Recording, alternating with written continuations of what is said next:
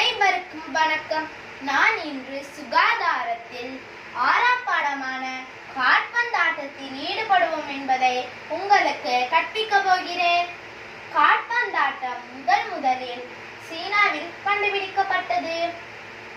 அதில் 15 பேர் இருப்பார். 11 பேர் விளையாட முடியும். பந்தை தடுக்கும் போது கவனிக்க வேண்டியது என்னென்னு பார்ப்போம். இரு பாகங்கள் தலை, வயிறு, நெஞ்சு போன்றவையால் தடுக்க வேண்டும். சரியா? அடுத்து பாருங்க, காற்பந்தாட்ட விளையாட்டின் திறன்கள்: மைதானம் காத்தல், கட்டுப்படுத்தல், உள்ளிருக்கை, உதைத்தல், தலையால் அடித்தல்.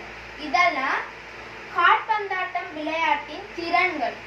அடுத்து பாருங்க, பந்தை எவ்வாறு உதைக்கிறது.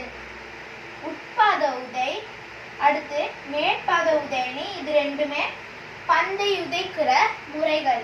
இன்னைக்கு நம்ம சுகாதாரத்துல 6ஆம் பாடமான காற்பந்தாட்டத்தில் ஈடுபடுவோம் என்பதை நான் உங்களுக்கு மிகவும் இலகுவா சொல்லிக் கொடுத்திருக்கேன்.